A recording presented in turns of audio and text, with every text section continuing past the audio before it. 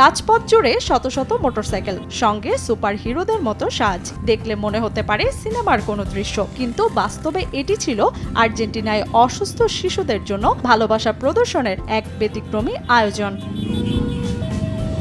গত রোববার আর্জেন্টিনার রাজধানী বুয়েন্স আয়ার্সে অনুষ্ঠিত হয় ব্যতিক্রমী এই সংহতি র্যালি। বিভিন্ন ধরনের পোশাকে সজ্জিত মোটরসাইকেল আরোহীরা শহরের প্রধান সড়কগুলো প্রদক্ষিণ করে পৌঁছান গারাহান শিশু হাসপাতালে। দেশটির সবচেয়ে গুরুত্বপূর্ণ উচ্চ জটিলতার শিশু হাসপাতাল হিসেবে পরিচিত গারাহানে চিকিৎসাধীন শিশুদের জন্য সঙ্গে নিয়ে যাওয়া হয় বিপুল পরিমাণ খেলনা।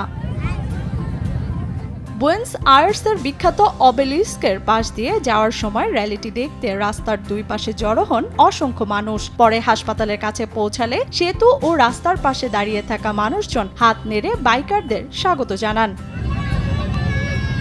হাসপাতালের প্রবেশ পথে মুখে মাস্ক পরা শিশুরাও অপেক্ষা করছিল প্রিয় সুপার হিরোদের দেখার জন্য। বাইকারদের দেখে উচ্ছ্বসিত হয়ে ওঠে তারা। কেউ উপহার নেয়, আবার কেউ সুপার হিরোদের সঙ্গে ছবি তোলায় ব্যস্ত হয়ে পড়ে। আর মুহূর্তে বদলে যায় গোটা হাসপাতালের পরিবেশ।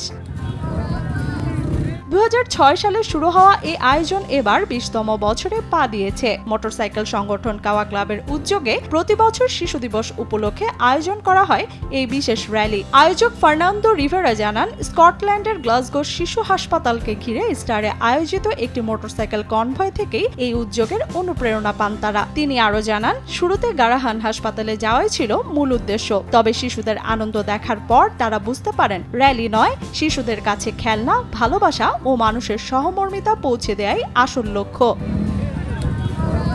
En Escocia se hace todo en Pascua todos los años una caravana al Hospital Niños de Glasgow. এদিকে অংশগ্রহণকারীরা জানান, শিশুদের জন্য সামান্য কিছু সময় দেয় ভালোবাসার বড় প্রকাশ। আর শিশুদের এই আনন্দই প্রতি বছর তাদের এমন আয়োজনে অংশ নিতে অনুপ্রাণিত করে। গত 2 দশক ধরে চলে আসা এই আয়োজন তাই শুধু একটি মোটরসাইকেল র্যালি নয়, অসুস্থ শিশুদের জন্য এটি হয়ে উঠেছে ভালোবাসা, আনন্দ আর মানবিকতার এক অনন্য বার্তা। লিয়ানা শারমিন, সময় সংবাদ।